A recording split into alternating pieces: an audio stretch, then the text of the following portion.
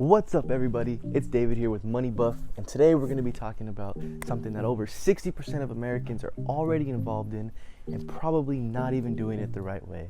The president of plastic, your credit cards. Before we get into that, let's talk a little bit about Robert Kiyosaki, the author of Rich Dad, Poor Dad, successful entrepreneur and real estate investor, as well as a very big advocate of credit cards, and smashing that like button. Anyway, Kiyosaki was able to generate a net worth of over $100 million without ever having to use even a penny of his own income.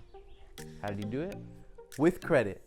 In order to understand the importance of credit, first we need to see what it is. Credit is capital going from a lender to a borrower, and your credit score is the bank's way or the loaner's way of seeing how likely you are at paying this debt back. When looking to buy your first house, your first car, or applying for a business loan, your credit score will let the bank or the loaner know how well you've done at mitigating debt in the past.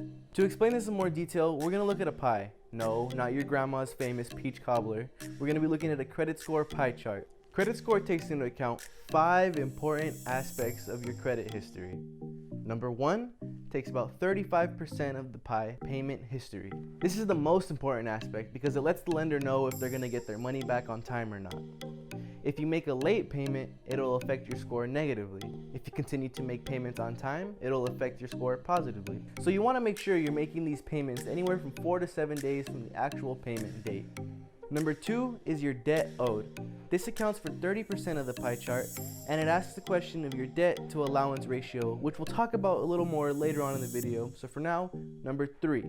Number 3 is your length of credit history, which accounts for 15% of this pie chart. This section is exactly what it sounds like, whether it be jewelers, gym memberships, car payments, credit cards.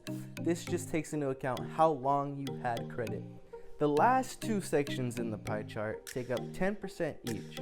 New accounts could be good or bad to your credit score. If you open up too many in a short amount of time, it could have a negative impact because the lender will look at it as you not having enough income to support your lifestyle, so you're opening credit in order to buy the things that you want. And types of credit is just the diversity in your credit report. Before we talk about the do's and don'ts of credit cards, let's talk about the benefits of credit cards. For instance, the Amazon Prime Signature Visa card gives you 5% cash back on Amazon and Whole Foods products, gives you 3% cash back on grocery stores and gas, and gives you 1% cash back on anything else you want to buy. But remember only to buy things that you were already going to buy anyway, like gas, groceries, presents for your mom and dad, things that you were going to spend cash on, except you're going to put it on credit, you're going to get cash back, and you're going to pay it off at the end of the month. Before shooting this video, I took a poll on Instagram asking 3 questions. Number 1, how old were you when you opened your first credit card?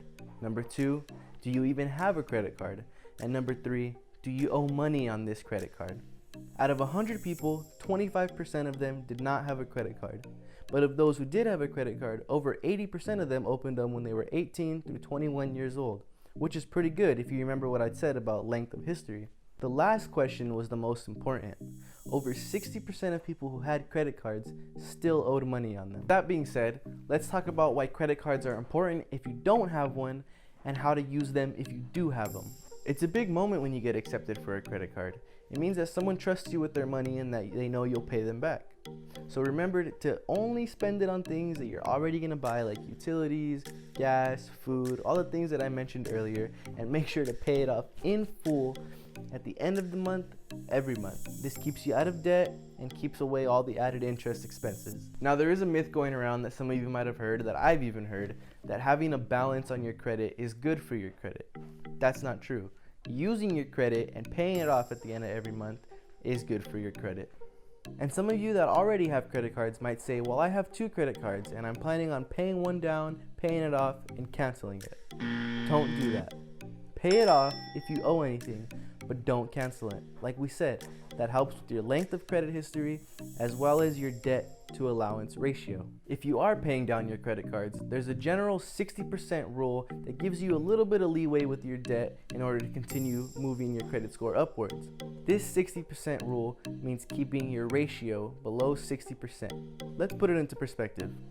You have a $1,000 allowance on this credit card and a $1,000 allowance on this credit card. You owe $1,000 on this one and you owe nothing on this one. As of right now, this is a 50% debt to ratio allowance. Now, if you were to have those same credit cards and you cancel this one and you only have this one, you're now at 100% debt to allowance ratio. Also, if you are making that attempt to pay down your credit card, make sure to pay more than the minimum requirement. According to Financial Samurai, the average interest expense is anywhere from 16% to 24%, and it can be as high as 33%.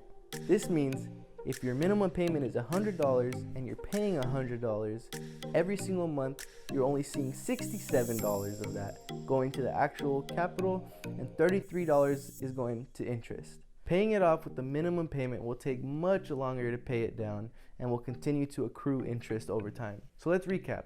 Credit score tells the lender how likely you are to pay back the debt that is owed. We have payment history, we have debt owed, we have length of credit history, new credit, and types of credit.